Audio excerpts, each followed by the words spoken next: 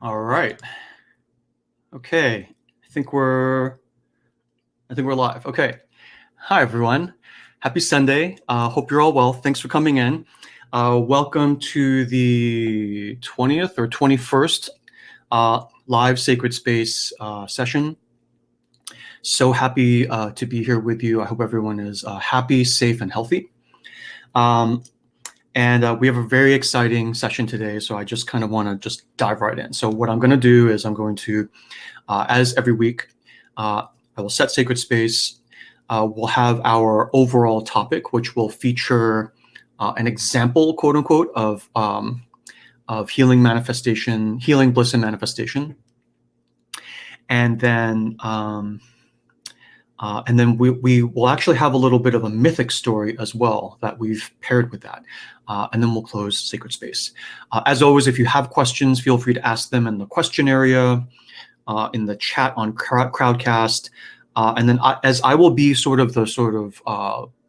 acting as a bit of an MC kind of interviewer today, I'll try to keep half an eye on the Facebook comments as well. And if we miss your question today, we'll sweep them into the Q&A for the next kind of dedicated Q&A slot, and probably in a couple weeks. Okay. So we'll start by setting sacred space.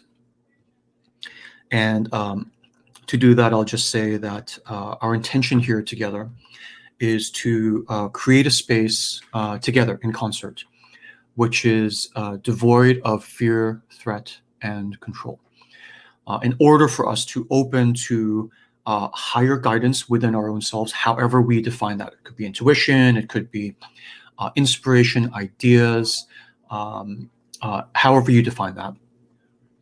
And the goal here is to have a safe sanctuary space for all of us to be able to relax and surrender with no danger or threat, so that we can all partake of the emotional nourishment and the spiritual nourishment that comes from being in sacred space together as a group. And in opening sacred space today, I will propose that we follow the 4 principles of Presidian sacred space. The first is confidentiality. So what happens in sacred space stays in sacred space. Now, this is the internet. The video is open. The replay is public. The chat's public. So the way we handle confidentiality is that in Crowdcast, you can go into your edit profile and just change your username to Mickey Mouse or Harry Potter or whatever you wish, and then come back, and then you can ask your questions, chat, participate anonymously, because your username is covered. And that's only if you choose to be anonymous. It's not a requirement. It's just a capability. The second principle is no threat, no controlling, no fixing, no tough love, no intervening in another person's kind of narrative or sharing, even if it's well-intentioned and for their own good. And the reason for this is that one of the kind of core functions or powerful values of sacred space is that it's a space where we allow each other, we hold space literally for each other to be actually however we are, without any risk or fear of intervention or controlling, right? Devoid of fear, threat, and control, even well-intentioned control. To be anxious, to be happy, to be relaxed, and to be okay with however we are, and just to hold space for that. Now, we're not saying intervening and fixing and recommendation is a bad thing. But because that's in the province of control and even threat, right? If I recommend this book and you don't read it, then the implied threat is you won't advance, and you won't get the thing that I'm offering you. Okay. There's nothing wrong with that, but because there's control and threat involved with that, it belongs in the precinct of the profane.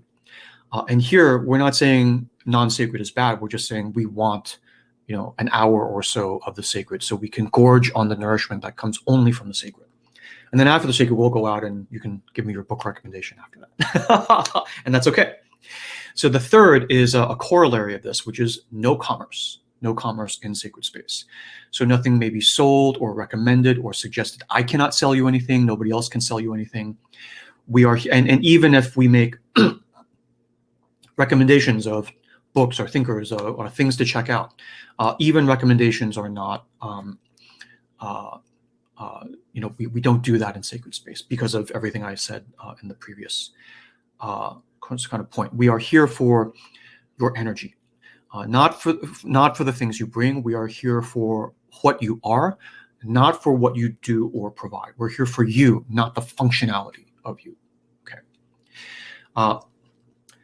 And then the fourth principle is that there's no expectation of participation. There's no pressure to do anything. There's no pressure to participate in the chat, in any exercises we may give, but only as a suggestion. You don't have to ask questions. You don't even have to stick around. You can come and go as you please. And you don't need to sort of give a bye or a leave or any of that. this is a space that we're all holding together. And if you hear something that's, maybe too heavy for you and you need to leave, that's okay. If you hear something that's stupid to you and you want to leave in a huff, that's okay too.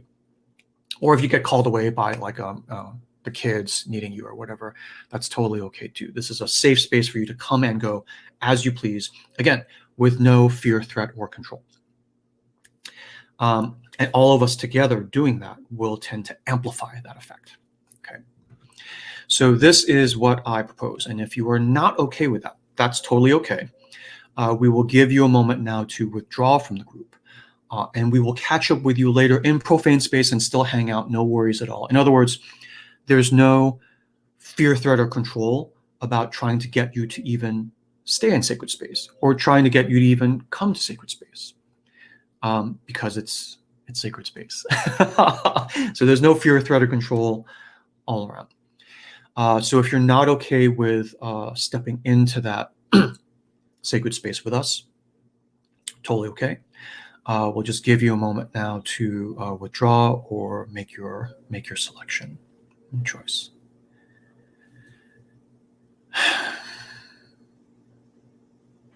Okay.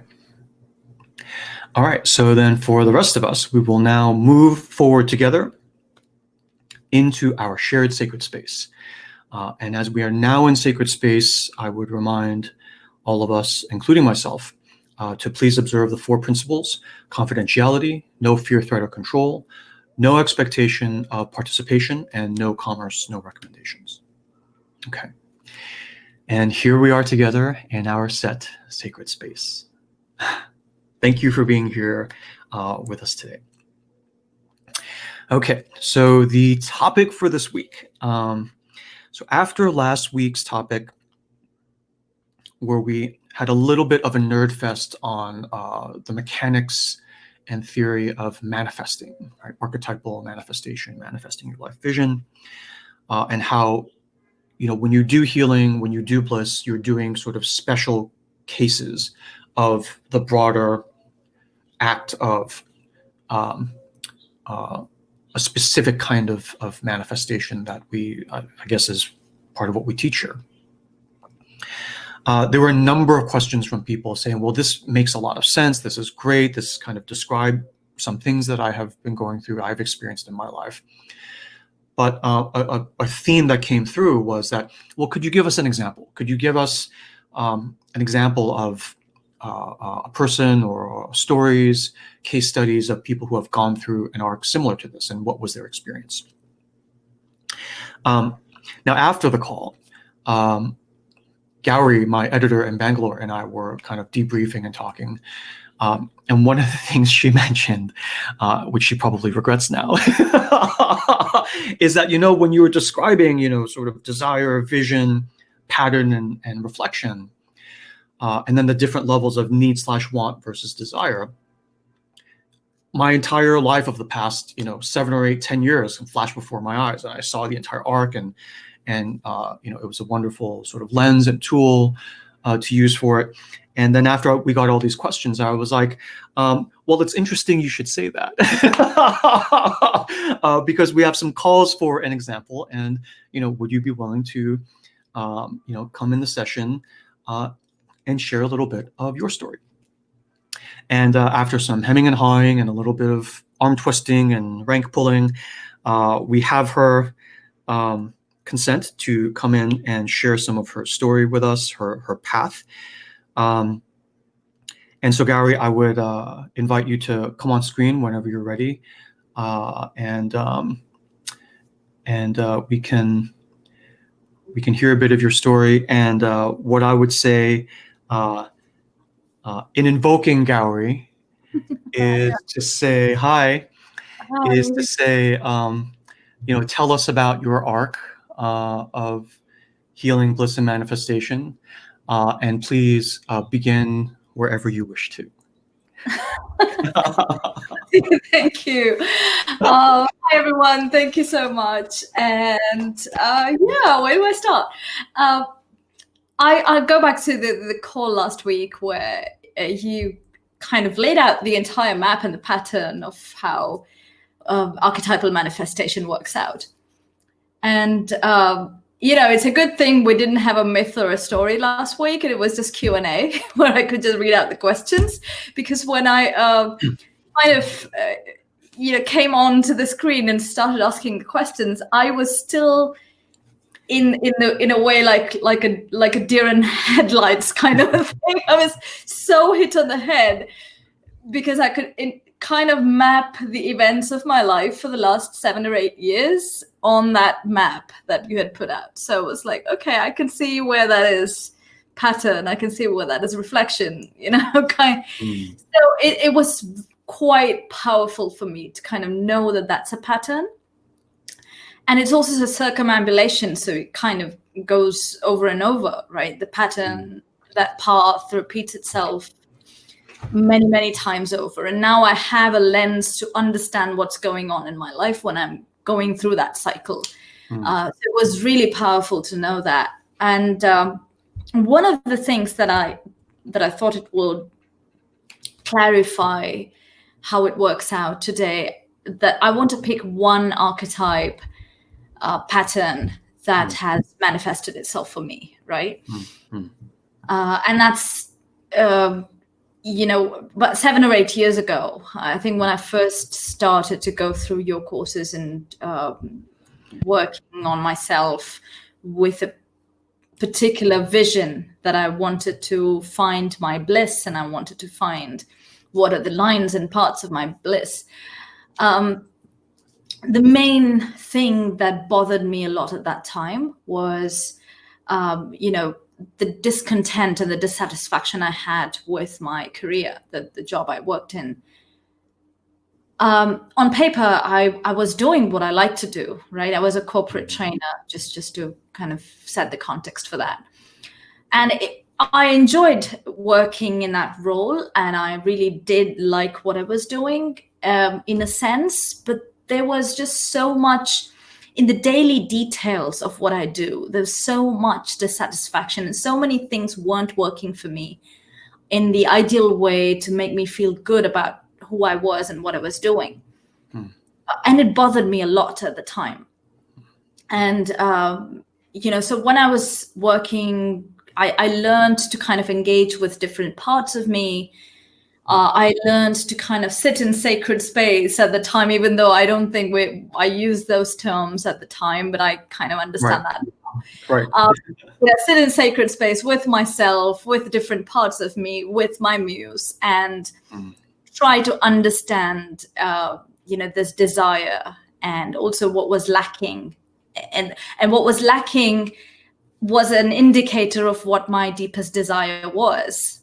Because if I knew with clarity what I lacked, then I would know what I wanted, right? So in understanding all of that, the first important thing for me was to discover my desire, right? Now, that's the first step you map out in the plan, where it goes from desire to vision to pattern to reflection.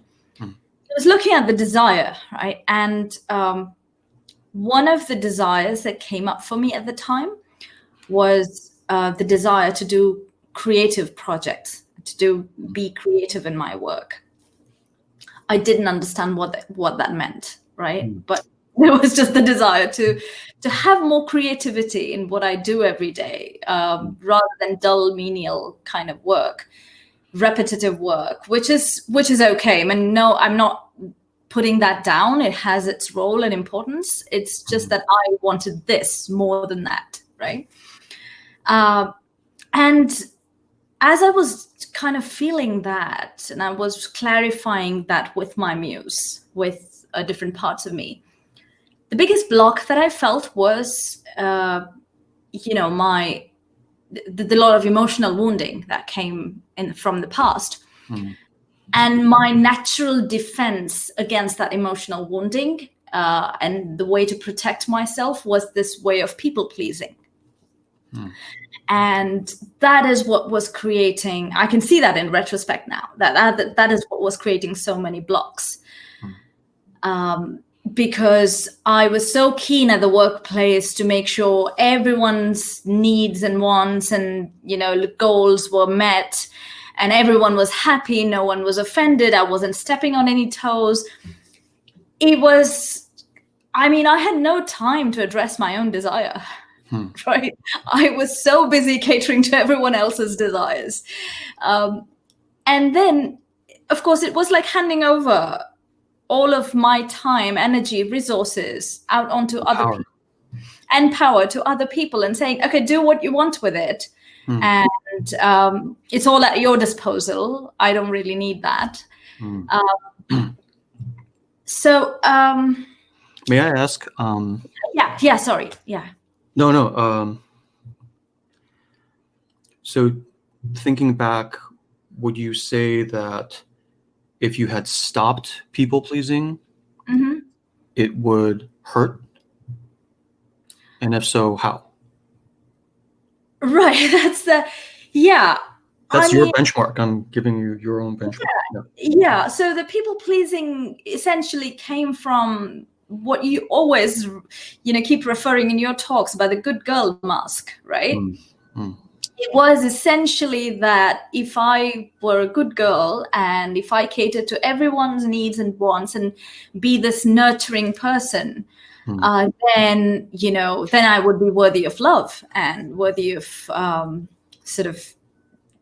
being cared for in return, because you always have to give to get something, and no one is willing to kind of unconditionally love you or accept you. It's always a transaction, all those kinds of narratives that come from childhood wounding. So that was what was, and always I had to earn love, admiration, respect, and care. I had to earn it. It wasn't just a given. So that's all of this. I'm going back to the pattern now, but that's not how I saw it at the time, but it was basically wearing the mask of, I have to be a good girl or else, But then the or else would hurt.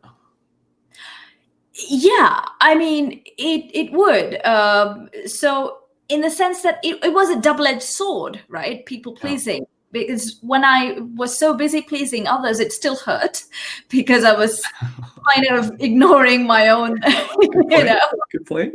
And if I didn't, it would then create this panic within me, anxiety, right? And that's where most of my anxiety came from. And, fearing this, how would this go and how would I deal with it? Because it was also a denial of my own power. So I always thought that if I had to be safe and well cared for, it was always in the hands of somebody else and not within my hands, right? So it was a double-edged sword. Either way, it hurt. I only bring that up because when you describe something like people-pleasing, and it's so obvious, right? All of us who have done healing, it's like people-pleasing is like not what you want to do. Yeah. But just to try to touch the jugular of the essence of it. It's something that you were doing and spending a lot of time doing and getting a lot of, stuff back for it. And so one natural question, people pleasing is a little bit more obvious because we've all accepted it as like giving away our own power and blah, blah, blah. But I wanted to sort of look at it through the lens that you have come up with, which is, well, how do we know it's want versus desire, right? Maybe you like to people please. Maybe you're just a magnanimous person and you don't need all the validation coming back. You're just like, You're just naturally giving, and that is your bliss. That is your desire. How do you know? And that's why I was asking, basically the Gary question was, which is, if you stop doing it, would it hurt? And the answer seems like, yes, you would feel punishment. You'd feel threat, fear. Yeah. Okay. It would hurt. Okay. It would hurt. If I stopped doing it, it would hurt. If I keep doing it, it would hurt. It was going on the wrong track. Right. Yeah, absolutely. So that was the indicator that everything about the kind of framework I was in was completely wrong. Well, I mean, is that the level of need and want, not desire? Yes. So and that's like, we're just kind of orienting ourselves, like, where are we on the map? Yeah, and the desire kind of going on hacking at me from within and saying, no, you're not. This is not where you need to be, right? And that is the discontent. I figured that's where the discontent was coming from. And as I clarified further, and as I kept working on this, it did change, right? Things kind of kept moving for me, and that is. I'm going to fast forward a lot of healing work that I did and all of that, because I want to, stay with a pattern. But, it took a lot of healing for me to realize this people-pleasing shield that I was using, and how to kind of use a better shield and use better ways to protect myself and my vulnerability if I needed to, but also to know that I have the power to kind of protect myself if that's the case. So all of that took work. It took years of work. But the trajectory then that I saw, and at all of this time, I was also worried about my needs and wants, right? I was worried about, say, financial stability, about having a stable career that provided for me. All these were valid sort of needs, right? Yeah. And also wants, that I want to have a nice career so I can be proud of it and all of those things.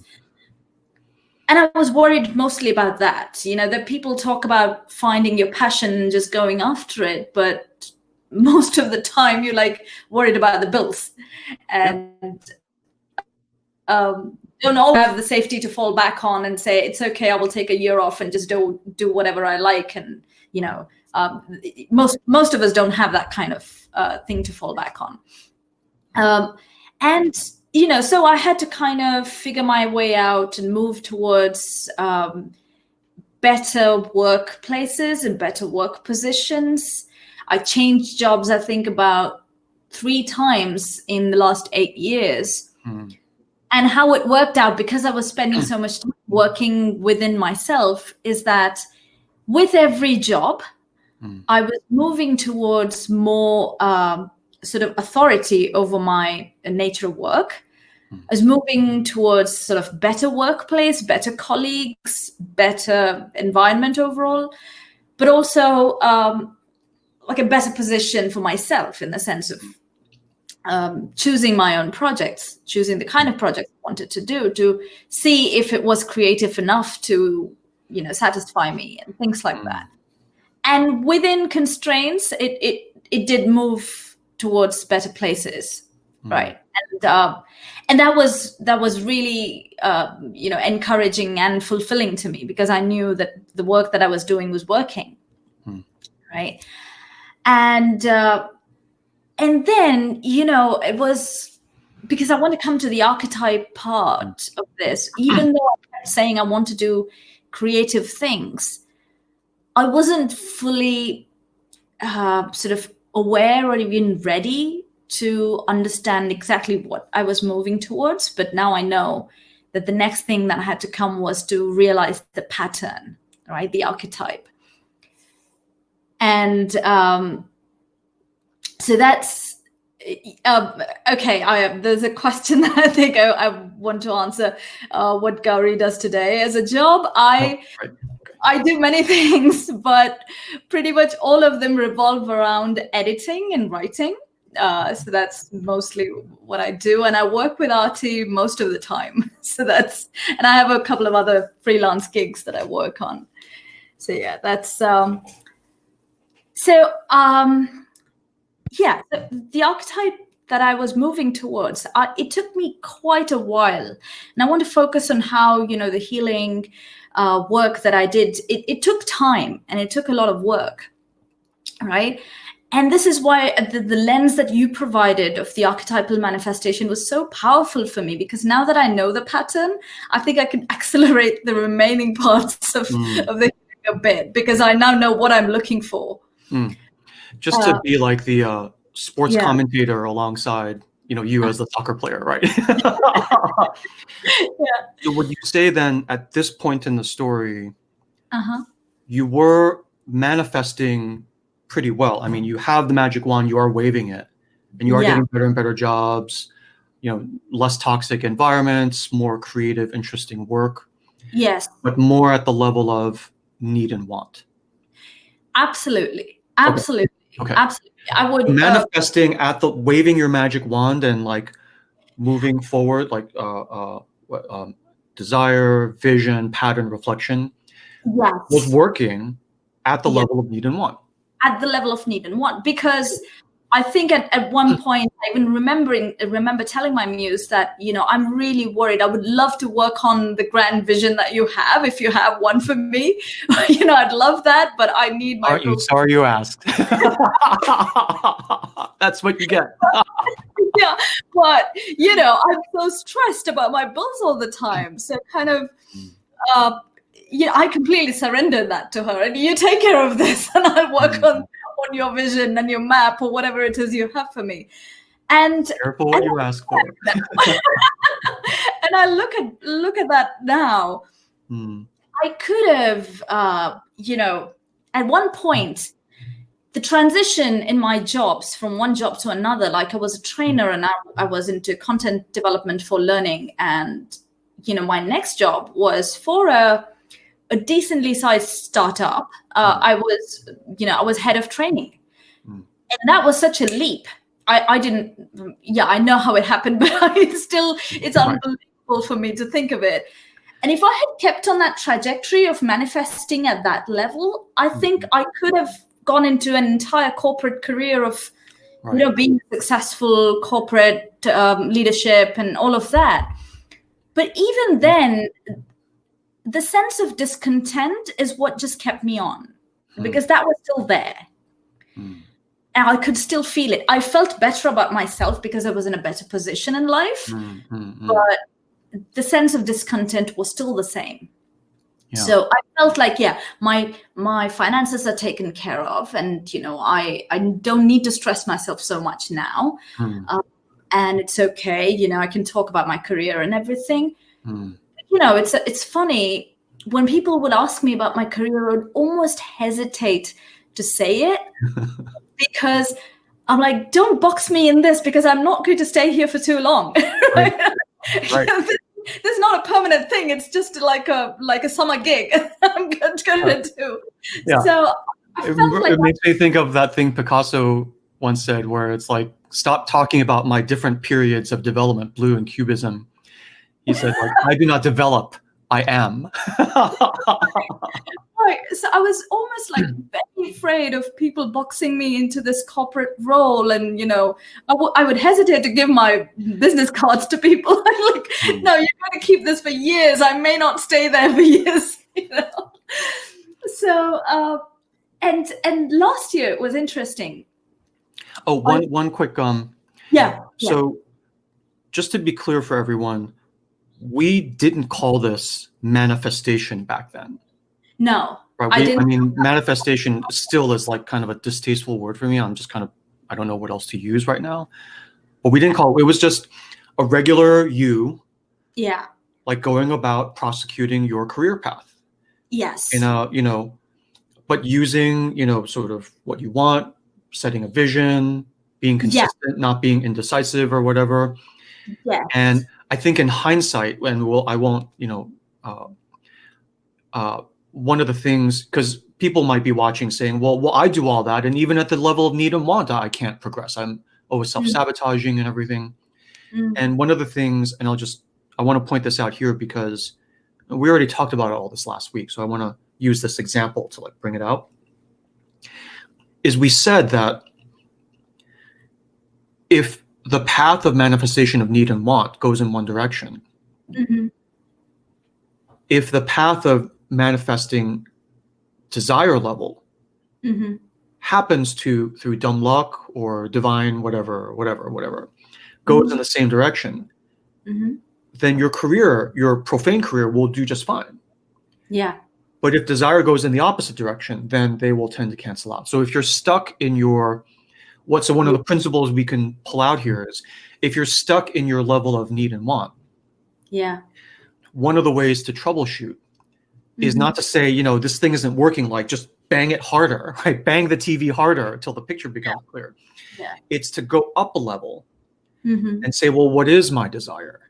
Yeah. And often the irony is that if they're countervailing, then it will be, you feel it, right? We're not stupid. We know that we're going like in the opposite direction of our desire, right? You can feel it. You can't get out of bed in the morning. You want to throw up when you drive to work, right? Yeah. So when you have that horse sense that it's opposite, it makes it even hard to go up a level and ask the question of what is my desire? Because you already know when you open that box, it's going to like blow shit up. Yeah. So those people stuff it down even harder. And at cocktail parties, you're like, you know, well, bliss, oh, I don't know. Does everyone, I don't think I have a bliss. And I'm like, what about your stamp collection? What about your map collection? And they're like, well, that doesn't count. And then you can tell there's a part of them that's like, we cannot stop trying to open that box, get your fingers off, stop closing the box. And I'm like, okay, let's just have another cocktail and not talk about it. Right. Yeah. Yeah. Absolutely. So I think in your case, desire, like what you're doing now, utilizes all of the stuff you did from your previous career in the need and want level, which is why you advanced just fine. And you could have stayed at that plateau, but then you said, no, I want more. And then you up level. Yeah. That's how I visualize it. Absolutely. Because technically, if you had read my, notes on my desire at the time, and if you compared it with what I was doing, they were pretty much the same. And technically, my job was a part of my desire in the sense that, you know, when I sat down to say, okay, what is my bliss and what do I like doing? And it was like teaching and writing and you know, as a corporate trainer and also a content developer, I was doing teaching and writing most of the time. So, and that is what puzzled me, because I'm doing, you know, if I just go by the text, I am actually doing what is my bliss, but I am still discontented. And initially it used to stress me out, because like, what else am I supposed to do, you know, to be happy? What is I'm getting everything right, but something's missing, right? But then I realized that, you know, it's not a matter of getting stressed out. It's a matter of tweaking my compass, you know, to let that discontent kind of guide me to say, okay, what else are you indicating? What else are you trying to tell me?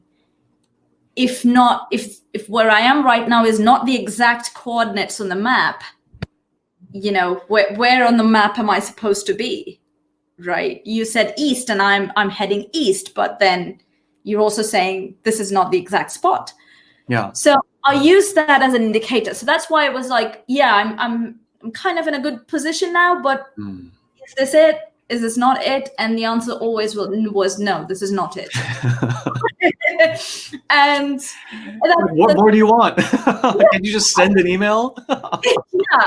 Oh, those were like 5 to 6 years. So I'm not diving deep into that part, but it wasn't easy. You know, being kind of blind to everything for 5-6 years and still trying to kind of get a drill on that particular thing. It could be sometimes frustrating, sometimes just painful. Now, it's not like life stopped. I mean, you're still living life and, you know. Everything's just on. Yeah. I mean, it's just, but I came to a point where I realized that my muse was kind of providing for my needs and wants in a way that I didn't have to worry. It's not like I had grown rich overnight or anything, but I at least had a sense of where my, you know, finances are going to be and how it's going to be taken care of. I don't need to worry about that. Okay, so then I can use up that much of mental effort and space to focus on working within myself rather than worry about the bills, right? So I just freed up some time and space for myself. So I have another question. Yeah. So I don't want to completely just derail you, but you use the word muse. Yeah. And the question I have is, I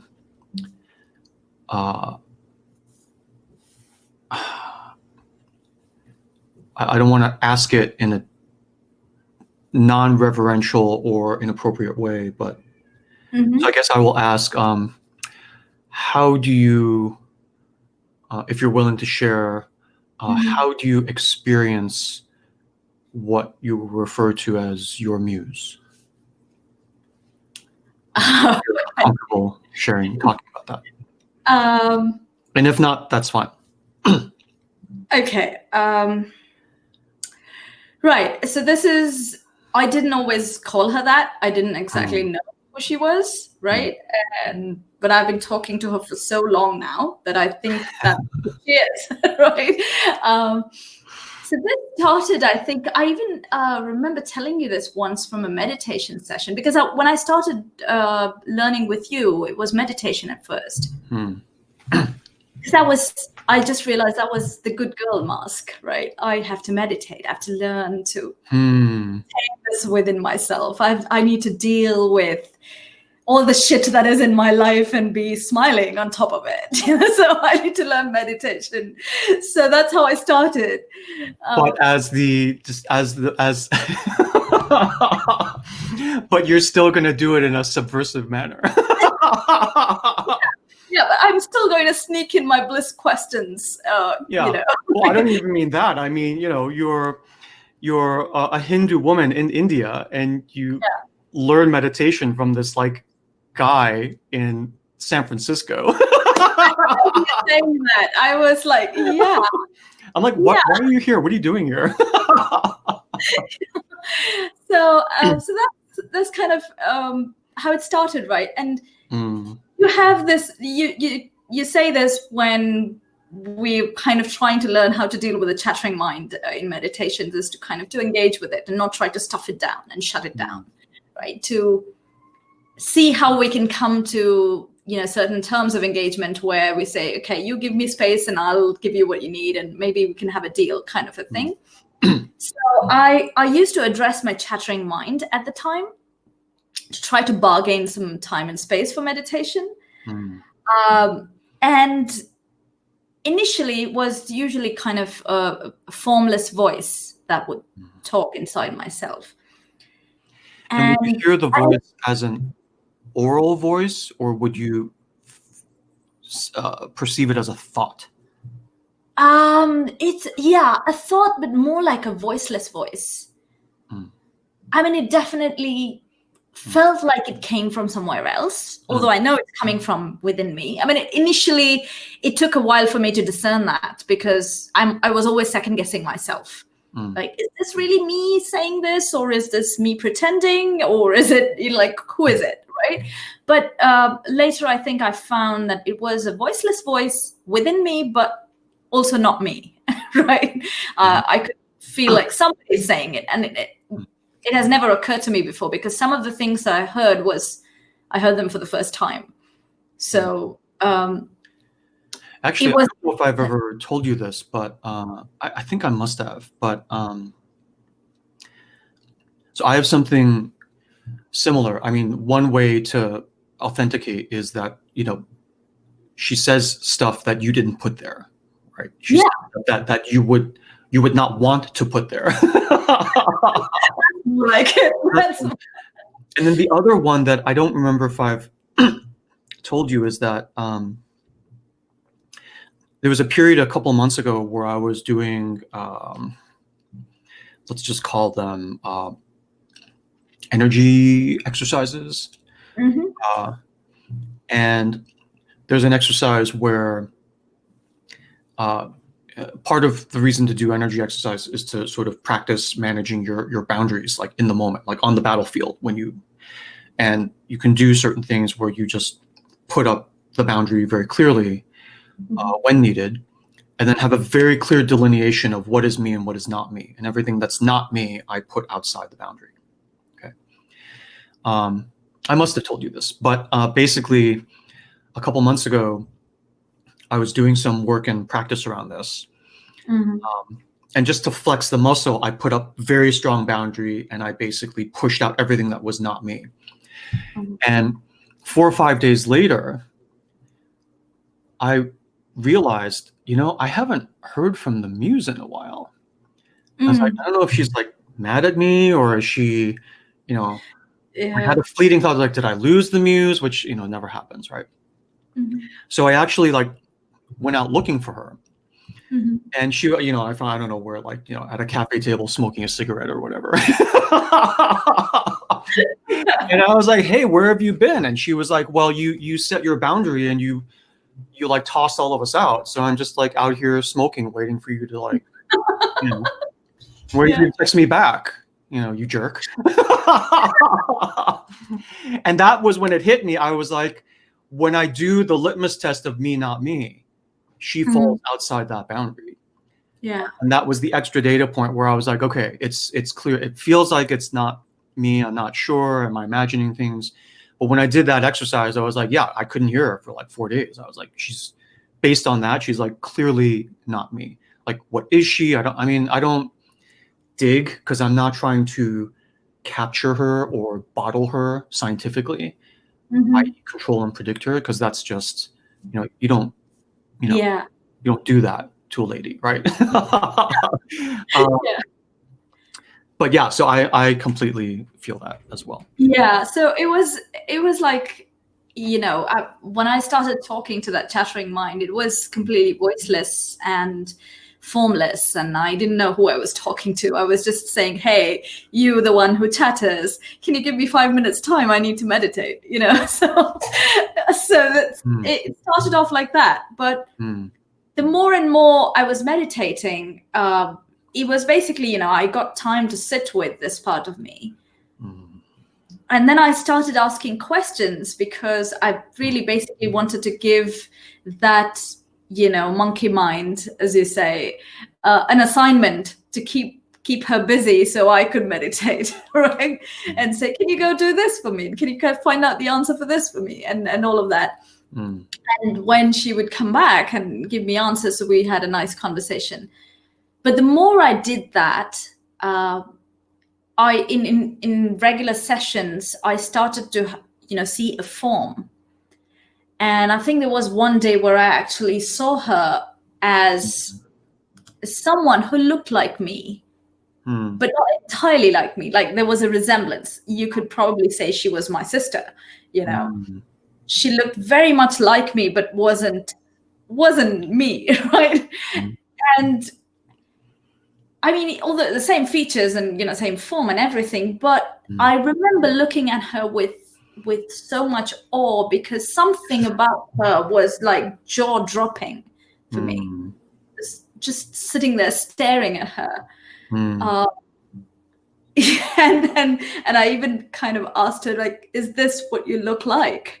And she said, I can look like whatever I like. Right? Like, yeah, this is just what I look like now. And just everything she said was just so awesome, and like, I could feel the power. I knew I was in the presence of a power that I couldn't understand, and I felt like a silly, little girl, like an 8-year-old, asking like really silly questions. I didn't know what I was looking at, right? And she wasn't like bothered one bit what I was saying. And so then okay, this is her, and I get to ask her questions. She does things for me, so I guess that's basically our relationship. But now she's appeared to me in various forms, in various contexts. Like she said, she can appear whatever she wants to look like. It's up to her. I've seen her in the form of a dragon. I've seen her in the form of a snake, in the form of a cat, like a tiger and an elephant. It's like I've seen her in various forms now. I just know it's her. That and I just go along with it. That's that's how it's worked out. That Mm. I really don't know if that answers your question, but this is Oh, thank you. No. how it is. I just know now when I talk to her that it's her, right? I'm used to talking to her now. This is super advanced jumping ahead, but since we're just in conversation, would you mind sharing a little bit about what we've talked about in the last few weeks around this idea of your default and my default, frankly, our default is to regard this voice, this power as a superior, and we're the servant subordinate. And you got some feedback recently that that is somehow not the case. Yes, that's something If you're comfortable sharing that. Yeah. But that's I see that as an important message. I am still working on the courage to accept that message, and she's been saying this for quite some time now, and she seems especially fierce when she says it. So that makes it even more scary to me. Well, what is it? What is it that she's saying? Oh, sorry. Go ahead. She tells me that, well, I know you look at it as, I'm this goddess and I come and tell you what to do, and you will be just this subservient, devoted, carrier out of things, and you'll just do whatever I ask you to do, and you look at it as devotion, and all of that dynamics. I understand that, and I'm just making it clear I will indulge you in that narrative if that's what you like. For now. For now. And that's okay. But that's not really the case, right? This is about being equals. I tell you to do things, and you will equally have to tell me to do things for you. And it will work in that way, because you will need to, it's not like I'm up here and you're down here, and you talk up to me and I talk down to you. We need to be face to face. And we're equals working together on this. And that's what I need you to realize. And that is scary. That's terrifying. That's terrifying. Why is that terrifying to you? Why is that terrifying to you? Because, can I please just hand over everything to you and you'll take care of everything? I'm just an errand girl, right? Right. Handing over power is just so soothing at one level, because, I'm not responsible. It's okay. I'm just doing what I'm told. I'm a good girl. That keeps coming back. No matter how much you think you worked on it, it keeps coming back. And she is like, you're not that anymore. I mean, you are me at some level, and I'm just kind of projecting myself out of you. And I have probably the backing of all of these other forces behind me, the ancestors, the spirits, and everyone. She's got to be your ancestor. She looks like you, but she's not you. Yeah. So when I was listening to you, I was like, she's your ancestor.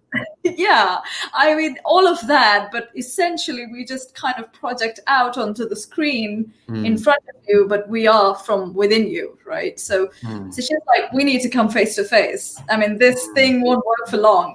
It's kind of she's pulling me up, and I'm still digesting it.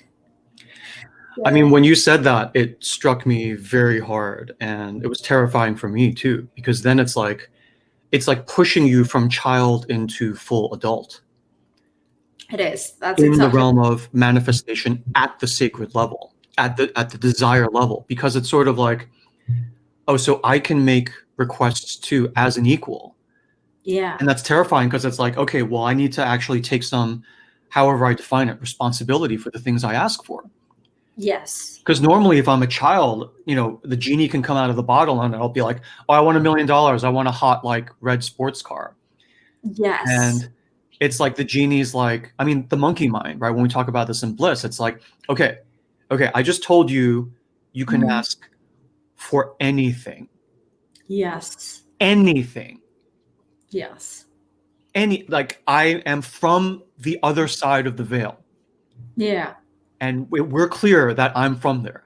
And I just told you can ask for anything. And your ask is like, pay off my mortgage early, and I want my kid to get into Harvard. Really? That's what you're going to ask for. Yeah. That's what you're going to ask for. Right? As a member of humanity on this earth with the world on fire, that's what you're asking for. It's like, okay, I guess I'll keep knocking on doors until I find the right one, right? Because clearly no one's here. No one's at home, right? All your requests are at the level of want and need, not at the level of desire, sacred. And it's terrifying because for me, it's like, I don't want to screw up. I'm dancing as an equal. I'm terrified of like stepping on my partner's toes. Yeah. I'd rather not know that and stay a child. So thank you for I didn't tell you. The question just came to me, so I'm sorry if I spun that on you. Thank you. So it's exactly like that when you need to. And the other thing about treating the muse as an equal and standing up to her and talking to her, requesting her, is that you need to do that. You need a better grip on the vision, because if I need to ask for things, I need to know what I'm looking for. If I am not clear on the vision, it's very hard to do that. Right. And that's where I realized that the desire clarifying into vision is such an important part of the step, but it's also about circumambulation, right? Keep going round and round in that path. And you're always manifesting. That's another powerful thing for me that came up for me last week when you said that even when you're not doing any work, so to speak, you're still manifesting.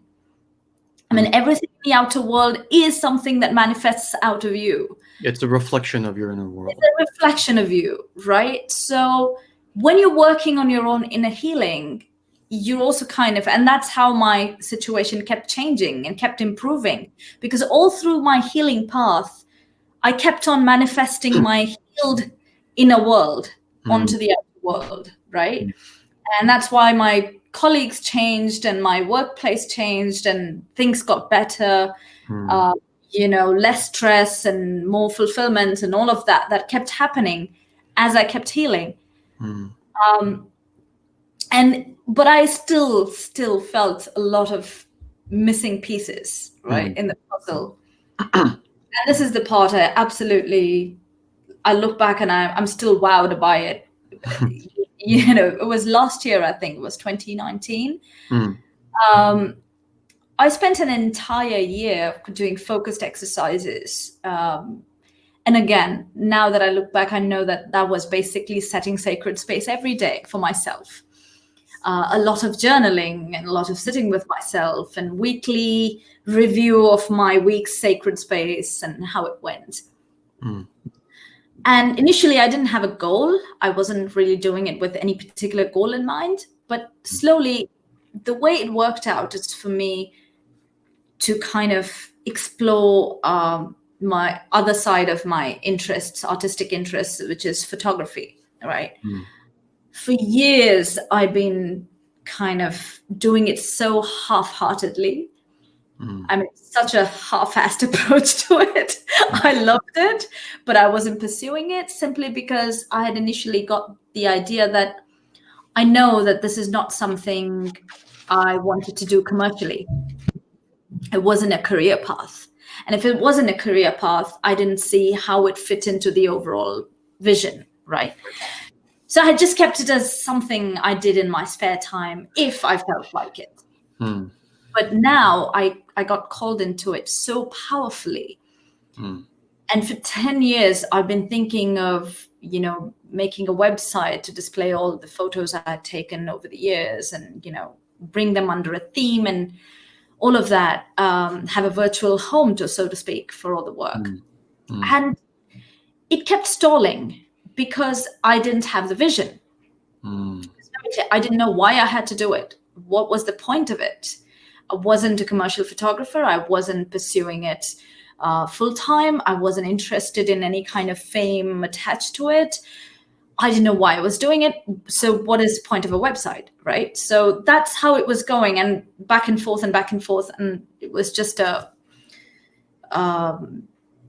something that had been shelved for a very long time. And then as I was working through these exercises, it was becoming more and more clear that the Muse was telling me to do more photo projects, try out new things, explore my boundaries and my limits and push them further and spend more time and energy into it. Even work on the website. She even told me that you need to have that website for yourself. And just to be clear, during this year, money was somehow just fine. Like, we don't need to talk about I had my steady kind of work coming in through my freelance projects that I was doing. It wasn't, I wasn't worried about it. It wasn't, I was paying my bills quite okay. I wasn't worried about it, right? And I was spending a lot of time on this, to even a point where, I primarily do nature photography, which is just go out into the woods and, bird watching, nature photography and all of that. Where that's a sacred space for me as well, because I just surrender and give in, and whatever comes, I just take it. I'm not like pushing with an artistic goal and a vision and saying, I need this, I want to bring back that. And I was being pushed more into that, where I had to intentionally create projects, experiment with things, try what my vision for photography was, what my artistic vision was. I was kind of being pushed into that. And I was going and kicking and screaming, because I'm like, if I don't know why I'm doing this, why am I spending so much time on this, right? So that was happening to me until, it was amazing. I even I had this desire to try out still life, which I had been forever stalling because that's too much effort. I remember that. Yeah. I told you, I'm not willing to invest so much time into something I don't know what I'm doing for.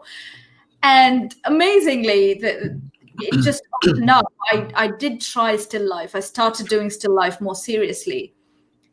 And as I dived deeper and deeper, I found myself investing more and more energy into it.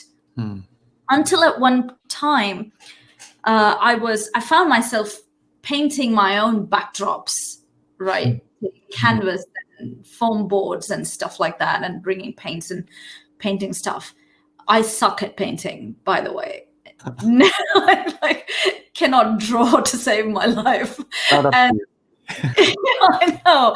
And I was trying my hand with paintbrushes and everything. I hadn't done that in my entire life. Huge shame wounds from my childhood overall surrounding that, right? And I had been pushed to this. And at one point, my room, in fact, this where I had these art supplies spread all over the room. The canvases, I've told you this, that the next day or the week, I think, where the canvases everywhere, paintbrushes everywhere. The whole room was just crowded. This is 2 a.m. 2 in the morning. And I'm just sitting and looking at, and there's that good girl, good housekeeper part of me saying, such a mess, right? Yeah. And the other side of me looking at the whole thing and saying, this looks like an artist's studio. How cool. Yeah. Right? And when I said at a moment like this, the thing that popped into my head was, I would turn to the Muse and say, what the hell? I can't believe you're making me do all this. And then she'll say, well, you're my equal. You can ask me to do things too. And I'd be like, well, I don't know what to ask you. Well, it's like, all right, then carry on. If you don't have any ideas, do my idea. I'm like, sorry, continue. I was looking at this at one side of me saying, how am I going to clear up this mess? And the other side of me saying, how cool, this looks like an artist studio. And at that point, that voice, there was which said, it's because it is an artist studio, and it is your studio, and you're the artist, idiot. Idiot. Yeah. And I mean, I'm laughing at it now, but at that moment, it was so weird. I was sitting, there wasn't an inch to move when I sat there, and I was crying like a baby because, I mean, it was just, I'd been used to gently working on my wounds. All the shame wounds from childhood, gently kind of opening them up and dressing them up and working on them with a lot of care so that it doesn't bleed, it doesn't hurt too much. Here there was a childhood wound that had been just ripped open like a surgical thing and saying, yeah, that's what we were addressing right there, right? Oh. And it was so powerful and painful at the same time. But also it was such a cathartic thing to realize that that's the archetype. That's the archetype I've been denying all my life, the artist archetype, which is why the hankering to do creative projects in my career always bubbles up like grass through the concrete. Yeah. And saying, oh, that's not creative enough, and that's not creative enough. Why aren't you doing more creative stuff? It's almost like the crone pushed forward and then just like stabbed you. Yes, and then there was that moment where it said, acknowledging that there is this archetype within me, the artist, is what is needed for me to have that vision. If I can't look at myself as an artist, how am I going to have an artistic vision, right? And it need not. I'm not sure it always needs to manifest in the form of a painting or in the form of photographic art. Yeah. But the archetype, if I'm not going to look at myself as an artist, then how is the vision going to manifest? Right? So that was the realization. And funnily enough, back then, I didn't see it as an archetype, but I sat down, journaling, and I said, okay, I finally accept I have an artist within me, and I've been stuffing her down, denying her power, denying who she is all this while. And I need to kind of make amends and say, yes, this exists, and I have to accept that. And, 10 years I've been sitting on the website idea, and it just all powered through after that. It came up, and I managed to kind of put that out. And shortly after, I had all these requests from people I knew for writing gigs. People wanted me to blog about my photography assignments. People wanted me to write. I got featured in a couple of magazines, and all of this just came out. And it wasn't even, the fame and the prestige part of it. Yeah. It was more like all of these avenues open up for you to explore more of this potential, more of this archetype, if you're willing to allow it. So that was more like the message. It makes me think of something Joseph Campbell once said, quoting his wife. Right. He was married for like 40 years. His wife was Jean Erdman, like the dancer, so the choreographer. Yeah. He died in like, I think 87, 88. She only died like in the last couple of years. She died at like 100 something. And he said in one of his talks, Jean, my wife, a couple of days ago or whatever at breakfast, you can imagine the kinds of conversations the two of them have, right? Yeah. Said,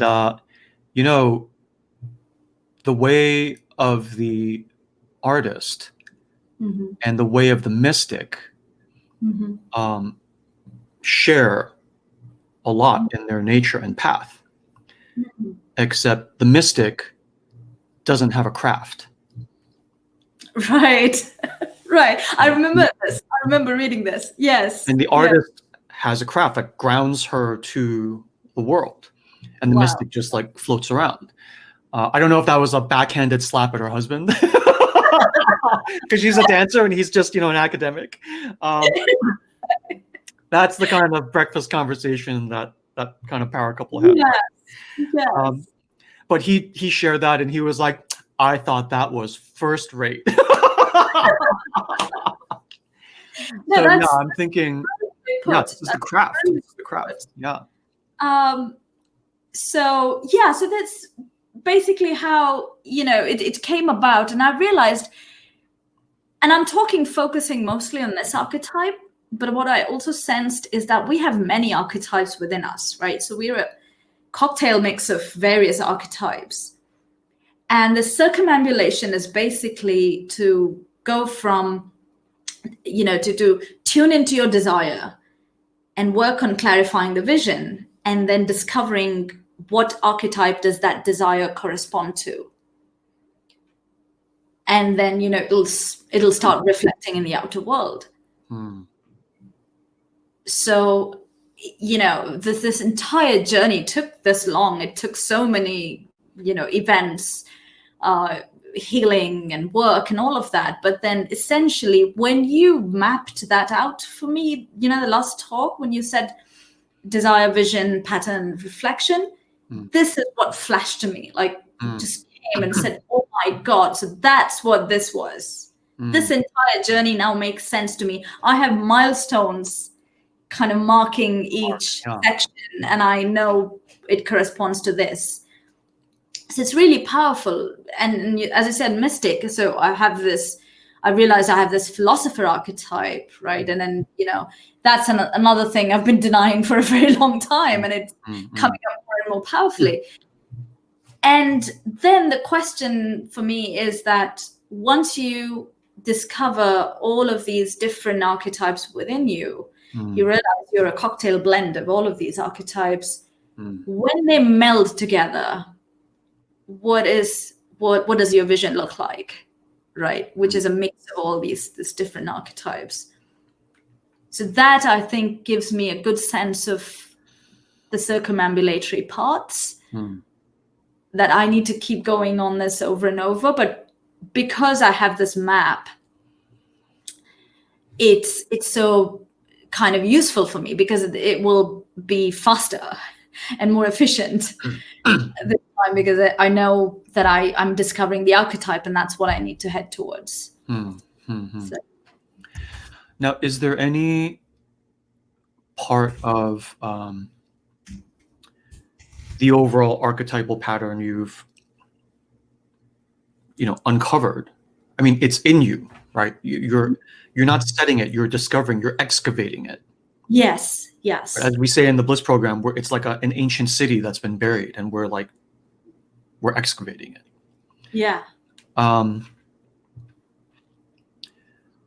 Once you uncovered the part that allowed you to see, oh, there's paintbrushes and canvases, and then boom, it must be the artist archetype.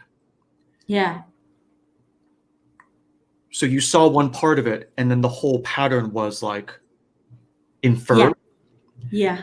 And when you inferred the whole pattern, were there other parts of the pattern that you realized fit into your life that you had no idea before you had the pattern? Because the idea is, once you have the pattern, you can sort of anticipate what will come in the future, because it's like, oh, my pattern is an elephant. So even though I'm holding the elephant foot, at some point there will be an elephant trunk that comes too. And you're almost thinking in the future in that way. Did anything like that sort of apply? Yes, in the sense that once I acknowledged the artist, then, interestingly, what came out of me was the mythopoetic and the story expression. I dived much deeper into that, because I realized that, a frame of painting or a frame of photograph is essentially a story in mythopoetic form. It's just in the visual form, and not in the written form, right? Or the oral form.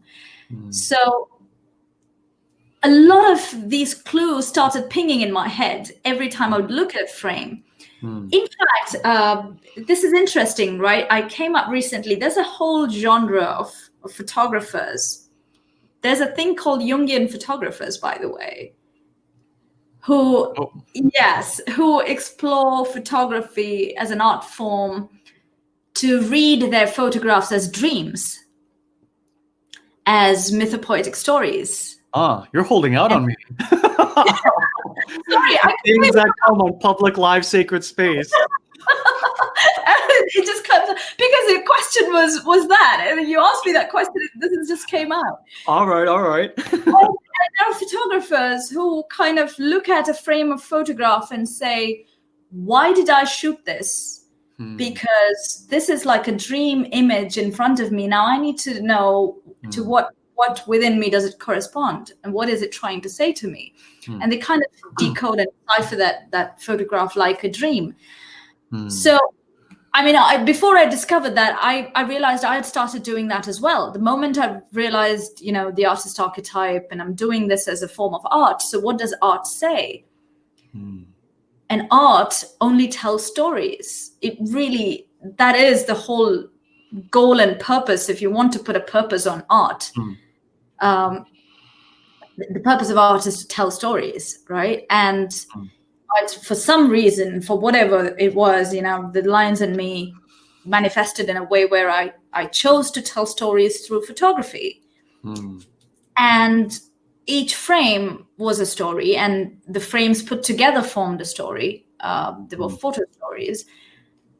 And I started looking at my photographs differently, started seeing the work I do differently. So then naturally, as a progression from that, I started diving into mythopoetic stories more visually. My imagination, became more intense and more clear. The way, like even the stories that we're doing in the sacred space sessions, when I'm thinking of the story, it just comes more vividly in front of my eyes. Reading stories now or listening to stories, they form more visual connections to me. Like you said, just because I had kind of acknowledged this aspect, the other things started fitting in. So I feel more drawn to stories now than I was ever before. Like I always had this, I mean, I have a degree in literature, right? And so it was somewhere always a part of me. Stories were a part of me. But then now, because of the stronger connection through the visual art, it's just become so much more etched and so much more intense. As you've moved more into mythopoetic story, has your desire to do photography, still life, has that changed, gone up or down? Has that changed in any way? It has. It has just intensified in a way that I do it more intentionally. I think this is the part where the Muse said you will need to define and state the vision and do things, and not just because I'm telling you to do things, right? In the sense that when I do a photo shoot session, it's more intentional and less of kicking and screaming while doing it. Like I'm not now questioning as to why do I have to spend time on it? Like, what is the point? Yeah, of you're it? not easing up on the gas anymore. You got the GPS and you're just driving to the small town. That's irrelevant. That needs to be done. I don't know how it fits into the overall puzzle, what kind of a puzzle piece this is. It's okay. If this is a part of me that needs to be acknowledged and given power and given a place in me, and I would just give a place for her, because she is a part of me. So it's almost that because you have the overall pattern at almost this holistic level, you can validate these different elements of your life. It's like, I don't know, because without the pattern in the world of profane and in the world of fear, control, and threat, at the level of your wants, it's linear, not holistic. And what I mean by that is, if it's just the level of want and like soothing my wound or whatever, if I'm going to spend an hour photographing a still life, then I have to have a straight line Aristotelian A equals B equals C. Straight line, very patriarchal, masculine straight line, to say, I need to know exactly how this hour I spent doing the still life will help me soothe this wound or numb or shield or whatever. And if not, it is off. It is off. Yeah. Whereas if it's a holistic view, the artist is a valid archetype. It's a part of the system. This cog needs to be moved into the clockworks. Yes. And never mind how it interacts. It just needs to be installed. Yeah. And if you spend an hour doing a still life, you don't know the straight line of how it's going to influence everything else. You just know it deserves a place in the pantheon within you. And then you just have to do it and everything works out. Yes. Is that the Yes. that's the feeling I'm getting? No, absolutely. I love how you put it that way. I realized that when I was asking that question of what is the point of it, it was a very profane question, right? But to say, oh, I need to be productive. So if I'm spending 1 hour doing this, I need to know why, right? And I need to know how are you going to make money? How is this going to get you a PhD? Who's going to marry you? Who's going to love you if you do this? Blah, blah, blah. All of that, and also to say, oh, I reject this because it doesn't fit into my list of goals. I mean, it's not for me to reject. If it is a manifestation of one of the archetypes within me, it deserves a place, right? And that is also one of the things that came to me when I realized the artist archetype. Is by denying that, for whatever reason, it wasn't my fault. It was a wound, right? And because of the wound, I ended up denying the artist. But also to deny the artist is such a dishonor to the muse, to myself, to the archetype, to everything, right? And it's like, yeah, I mean, if I'm simply going to completely invalidate and to kind of deny a place for a valid part within me, no wonder I'm kind of blinded to my vision, because I'm literally blocking it. Right. It's hitting me now, not to pitch or recommend, but those of you who have done healing stuff, the artist is a lost board member. Yes. And this is like a very elaborate, fancy, very painful way of having like recovered that lost board member.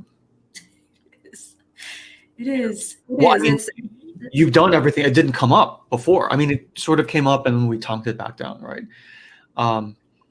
Like recovering this one which was so deep, kind of took the crone in a baseball bat, not just the titrating, spoon-feeding muse.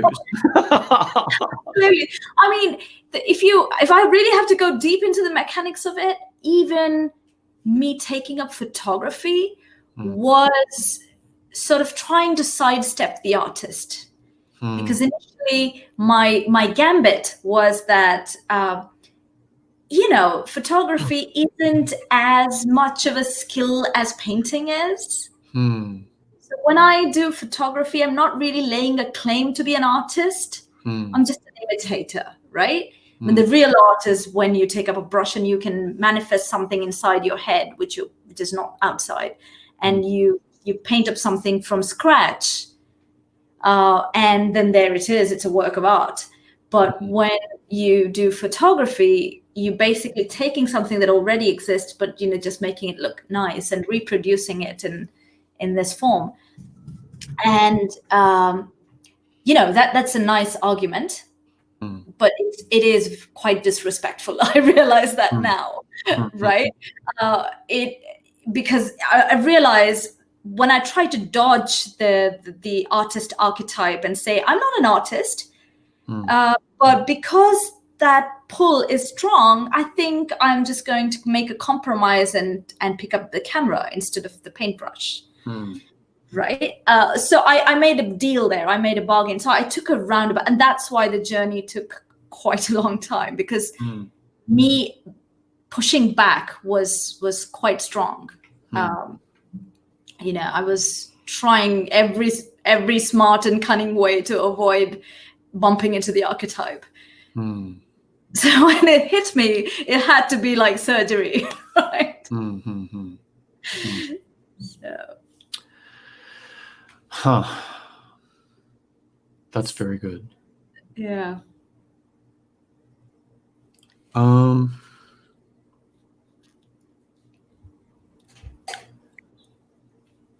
What else? Anything else?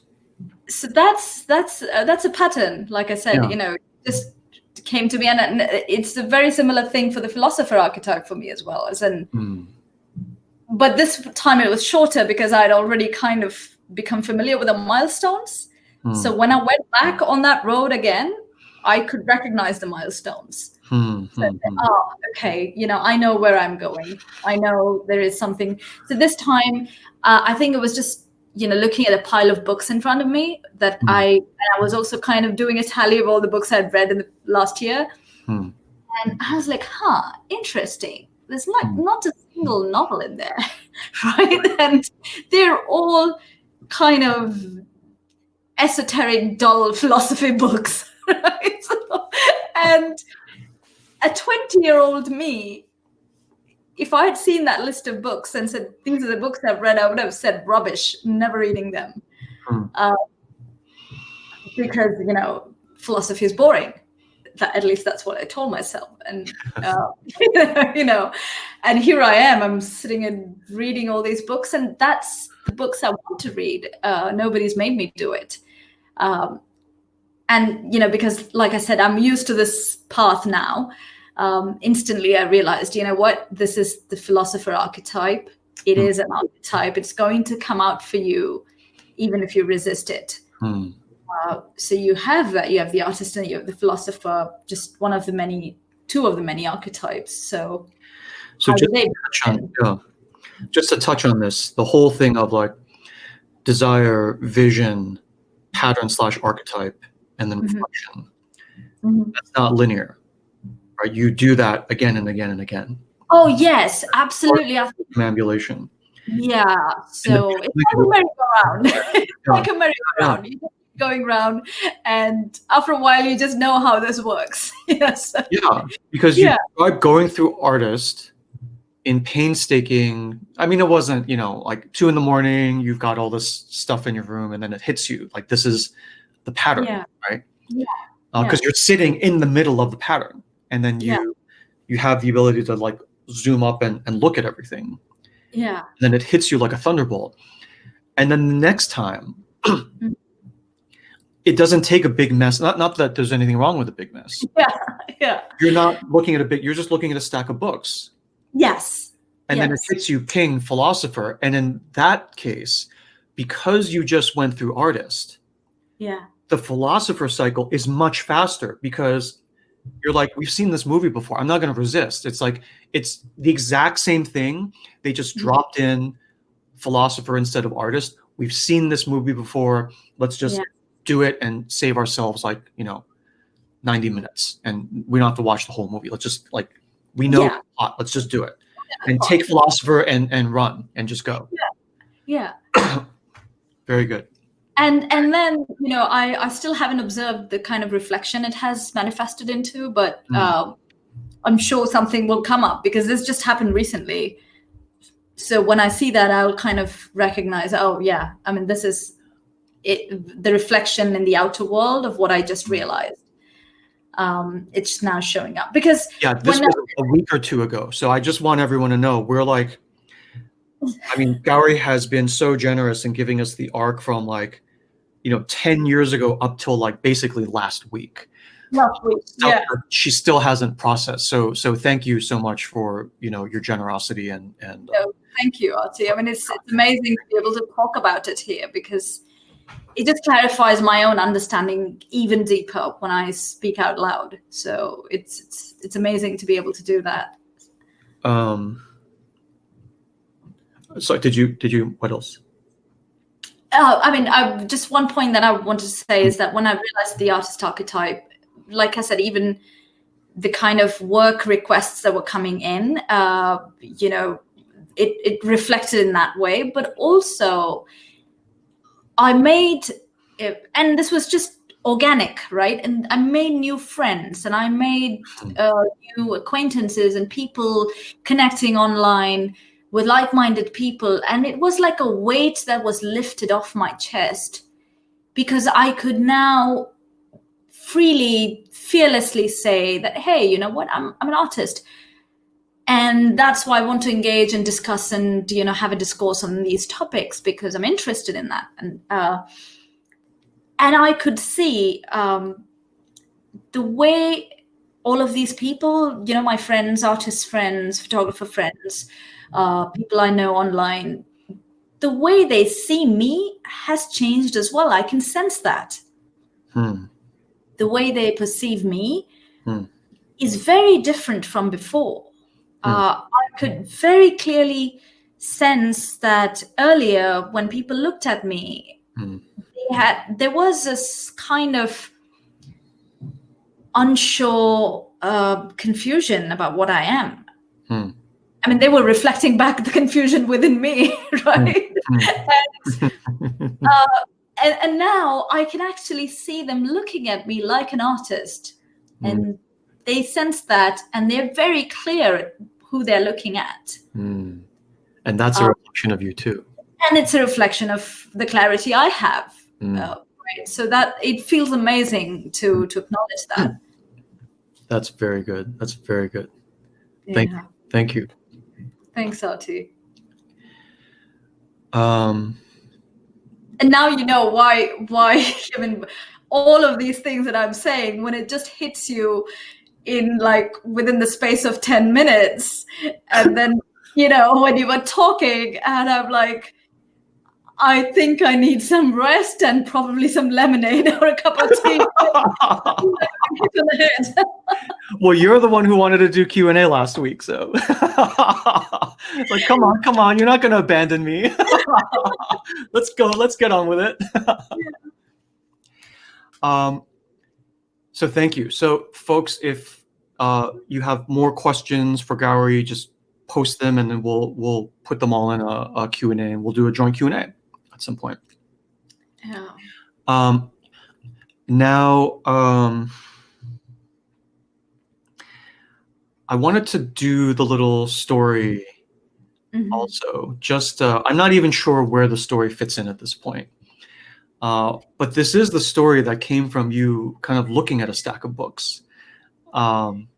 Yes. So now we'll move to the sort of mythic story section exercise of the session, and I'll Gauri, do you want to take us through that story? And yeah. Into it, yeah. Yeah, I mean, it's funny, again, you know, along with all of these, that story also came in through the session. And it was funny because I had this stack of books kept next to me, and I'd ordered them online from a store, and I hadn't even opened the covers, right? They were just sitting there. I've been busy for a couple of weeks, so I hadn't even looked at them. And I kind of don't do this because I'm in sacred space and watching you, and sometimes I'm on screen, so I really don't look at anything else normally. But when you were talking, for no reason, I just picked the book from the middle of the stack and started kind of opening the cover, you know, the packaging and everything, and looking at it, not even processing what I'm looking at.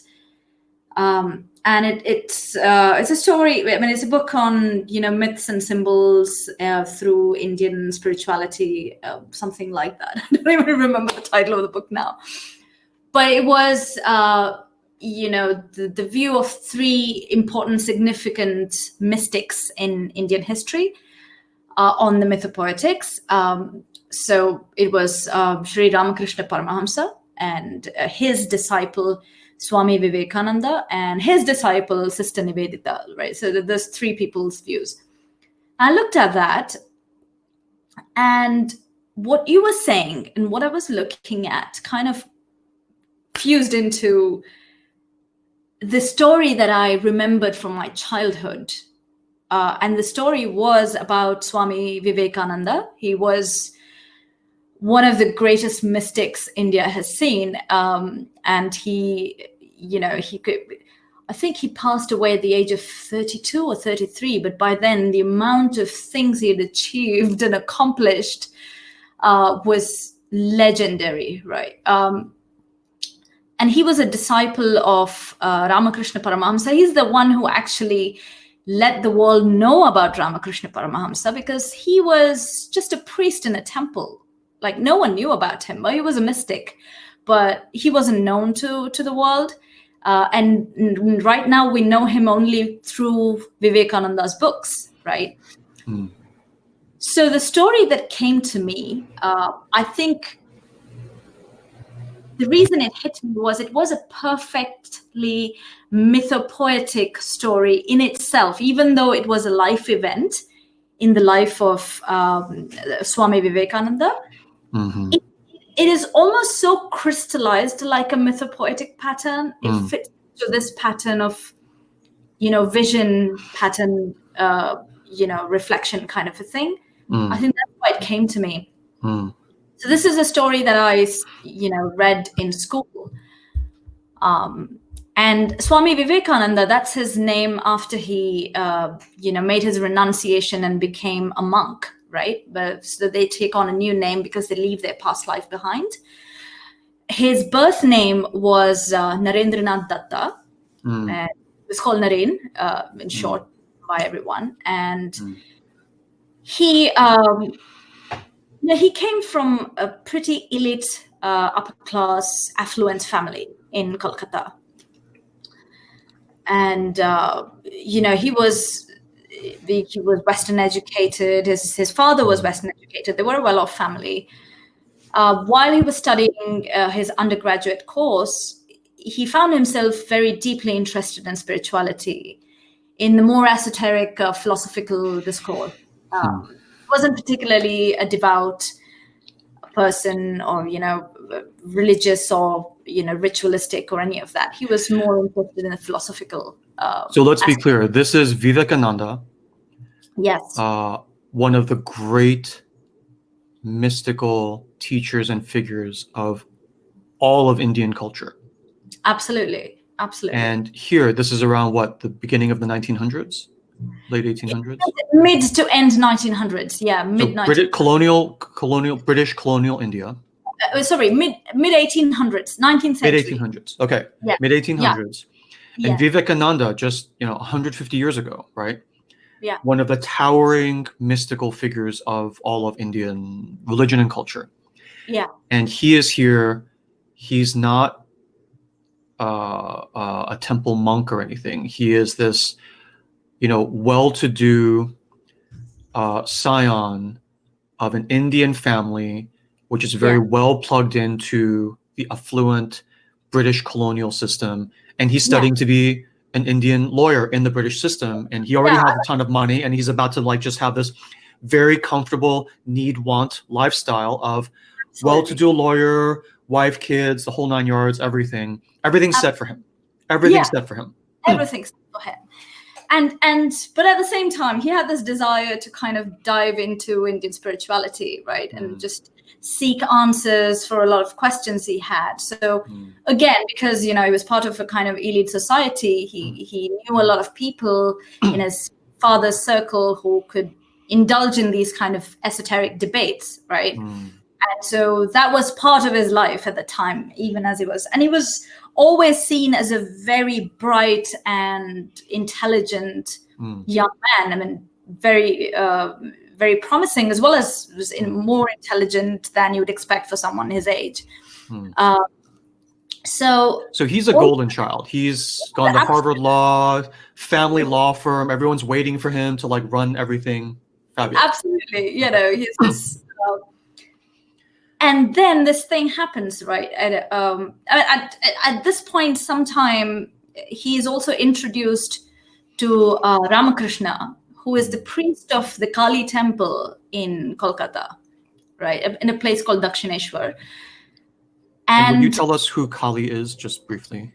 Yeah, so the Kali, the goddess, right? Sometimes she's seen as the goddess of all, all universe. Goddess of the Trinity, the creator and preserver and the destroyer, but sometimes also seen as the goddess of death.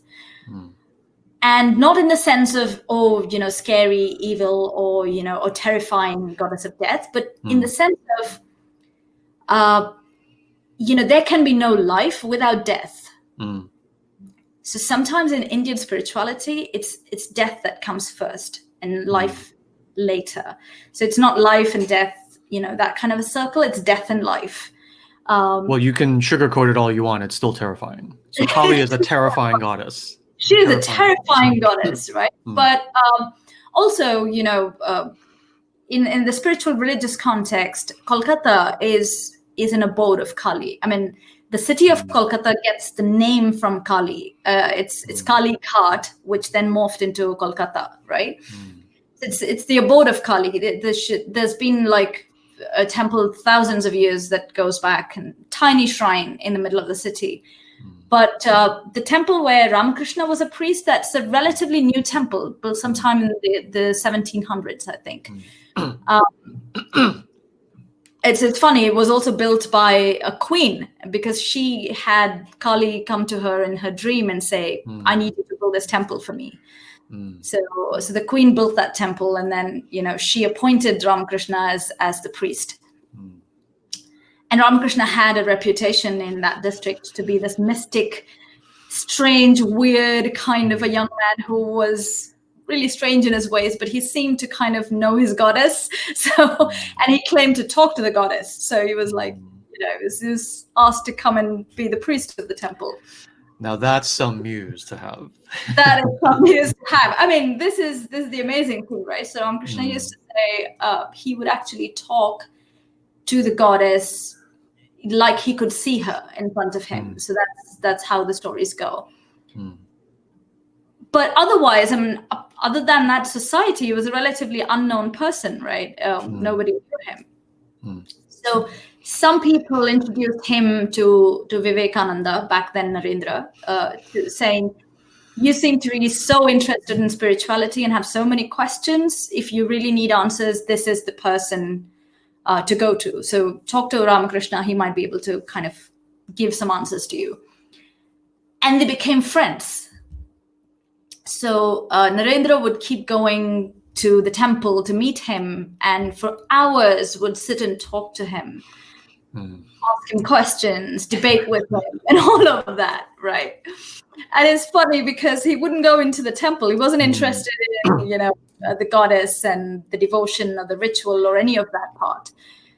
And Ramakrishna even asked him at one time that, that Kali means so much to me. She's my goddess. She's my everything. You come here to meet me and you talk to me, and you don't go into the temple to see her, right? And then Narendra says, oh, well, I like talking to you. It is to meet you that I come here. So that's the point of my visit, right? So I'm not really interested in that aspect. And while all of this was happening, then suddenly this kind of lightning strikes, right? His dad passed away.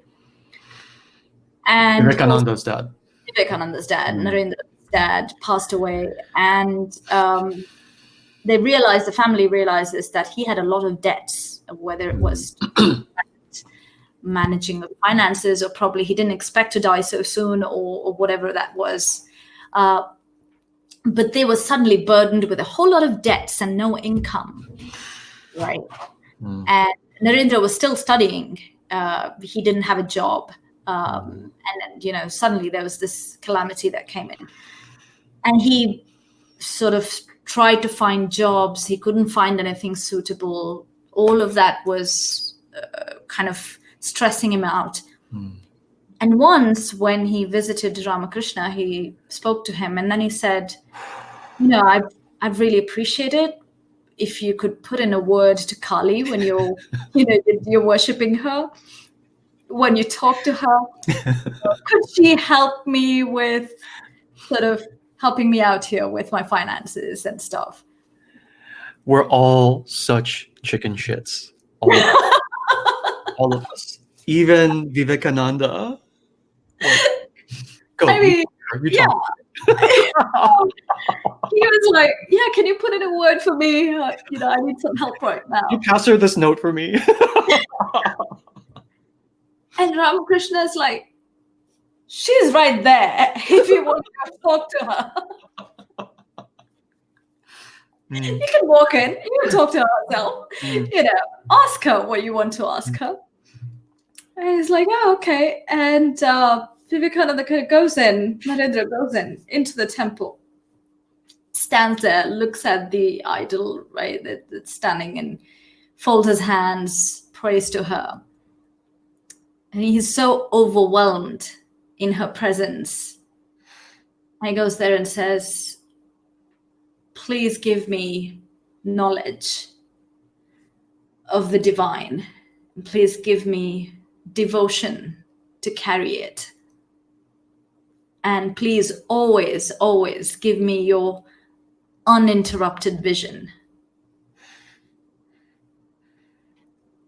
Which is basically to say, stay with me all the time. And he prays for that, and he just, after that he came out. And Ramakrishna was sitting there, and he looked at him and said, okay, did you ask for money? And Narendra goes, no, actually, I forgot. I didn't think of it. And then Ramakrishna went, it's all right. You can go back in again and put in a second request. It's not one thing and only once. He knows what he actually asked for, and he is discreet enough to not ask what you actually asked for. Yeah.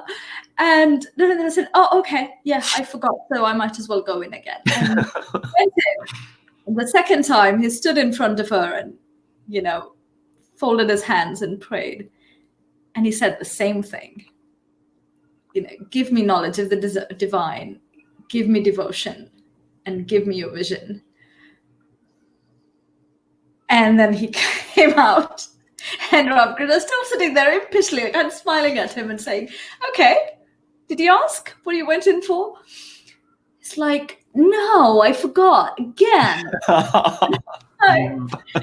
And he was like, okay, I'm going back in. And he went back in the third time. And he faced her, and this time he asked the same thing again. And I realized he was doing that, and he had to ask for money. But by this time... So he remembered to ask for money this time. Remembered to ask for money this time, the third time, and then said, you know what? I feel so small asking for money. I mean, I've come into your abode, and I'm looking at you. And, I can't ask for money. I'm sorry, but it's just too petty a thing to ask for. And he walked out, and he said the same thing to Ramakrishna. It's like, I couldn't do it. And that's the point. And Vivekananda, later in life, he recounts the story himself as a turning point in his life where, Kali entered his life. He acknowledged her presence, and he became a devotee of Kali. And then, his life trajectory changed, and, he became a monk. He renunciated his old life. And how his life went on after that is, stuff of legend. And also, by the way, his family finances turned out to be okay in the end. Yes. So apparently, by some kind of working of the universe, things worked out in a way that, they didn't live lavishly, but they didn't have to worry about money. They weren't stressed by debts and all of that. They lived a simple life, but it worked out fine for them. So it kind of got taken care of, but in the whole thing, that moment was transformative in the way that it gave him vision and direction to his life. He wasn't aimless anymore.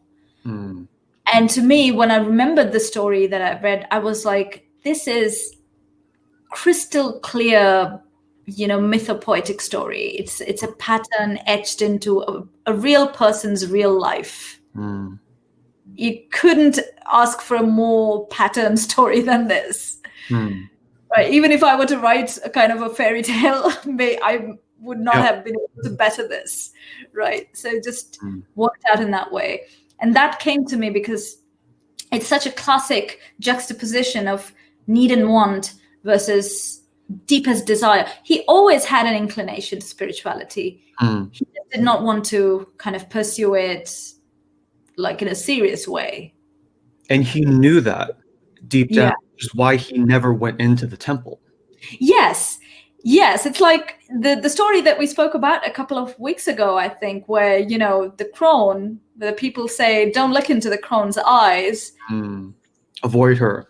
because your life will never remain the same after that, right? Avoid her. And Kali is a crone, for sure. Is the crone, right? She is the crone. The queen of crones, yeah. She is the holder of all visions. And this was Narendra himself telling himself, don't look her in the eyes, because, I don't know how that's going to work out. It's interesting, this pattern, though. He is finally driven into her presence by need and want. Yes. By need and want. Yes. So cattle prod. Yeah. And the muse says, go in, and you say, no. So the crone steps forward and turns the cattle prod, to 3 and then 7. And then if she has to, she turns it to 11. Absolutely. And that's a pattern, right? That's a pattern. So when you feel the first little electric shock, you're like, shit, okay. I got it. I'm going. Because, I like to not be prodded at 11. So when you see the pattern, you can shortcut and accelerate. It's like, okay, I got it. I don't, give me a dream, give me whatever. I will keep my ears out.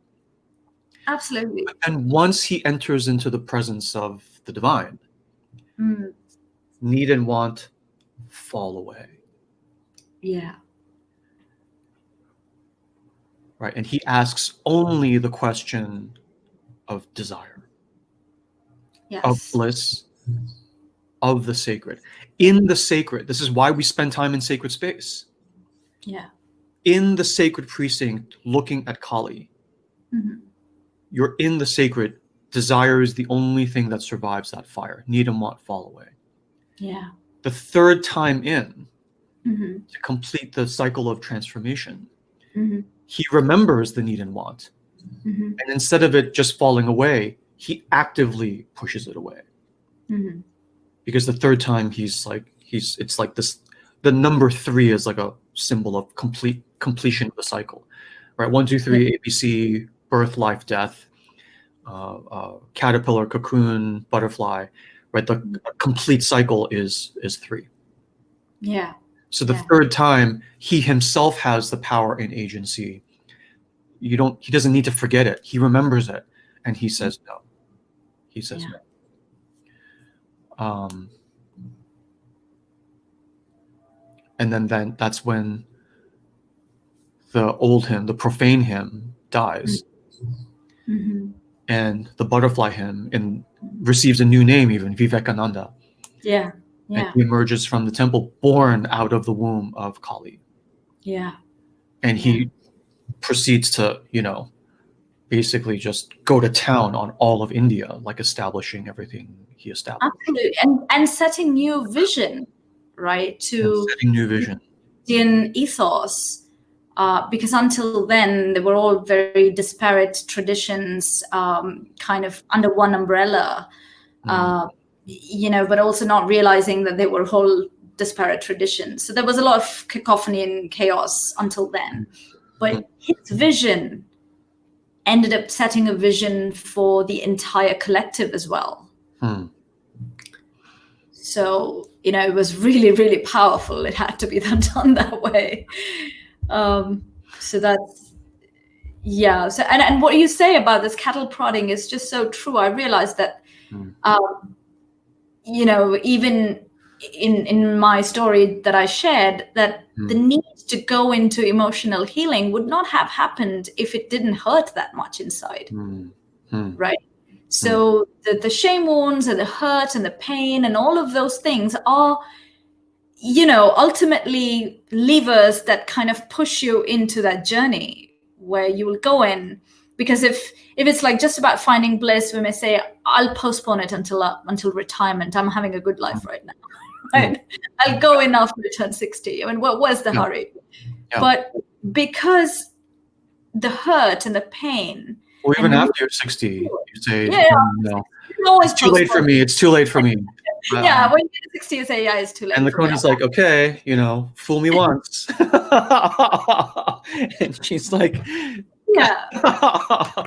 So, it's that cattle prod. Even the stress about money and the stress about not having a good career, or, family disruptions and relationships and breakups and all those things are cattle prods to kind of get you into the sanctum of the goddess. I mean, otherwise you wouldn't go there. That's beautiful. Yeah. That's beautiful.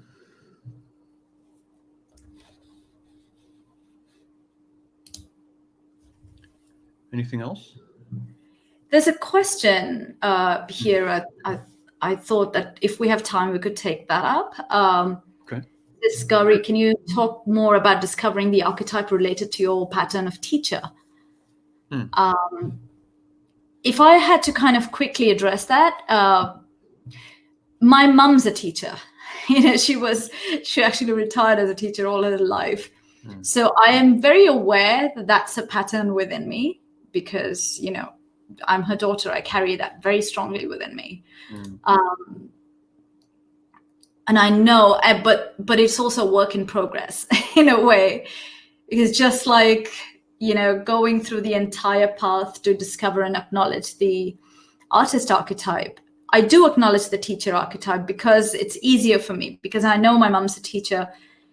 It's a role that I can slip into comfortably if I need to, but again, I haven't found the vision for it yet. And I know that that's work in progress. So I have to kind of circumambulate on that path until I discover what the vision is and, what the pattern is like. Yeah. Sorry, Artie, you're saying. I mean, not to be the messenger of a thunderbolt, but you're kind of teaching right now. Yeah, you could say that. You could say that, but you don't see me slipping into that role very comfortably. Yeah. Well, you seem very comfortable to me. Everyone seems very comfortable. I mean, like behind, the photographer saying, this is a make-do kind of a thing for me. I'm hiding behind editor right now. As I say that, I know I'm doing that. But, the teacher archetype is very strong for me. I haven't denied it as much as I've denied the artist because it's very easy. My mom's always there for me. So I kind of see that teacher archetype all the time in her. And that reflects back. I can see it in myself. So half of the job is done. I just need to kind of figure out the rest of the half. So. Wonderful. Thanks for the question, Bachi. Thank you. Anything else? So yeah, that's it for me for today. Okay. Thank you, Gauri. Thank you. So as an example. Thank you. So amazing. Okay, so that's all we have had planned for today. And Gauri, if there's nothing else, I'll go ahead and close the session. Yeah. Thank you. Good job. Thank you. So thank you everyone for being here. Thank you, Gauri. Good job. And our next session is Sunday. It's free, open to everyone. Please invite other people. Feel free to ask questions. We'll gather them all up and do a Q&A session soon. And let's see, you have your call to action button in the session, so you can sign up for next week's session. I hereby close this session of Shared Sacred Space. Thank you for holding this space with me, with us, and thank you for sharing the nourishment, the emotional nourishment and spiritual nourishment of the shared sacred space with us. I give you my blessing. Go in peace, bestowed with blessing, free of fear, free of threat, and free of the undue control of others. Have a great day, have a great week, and I will see you all in the next session. Thank you.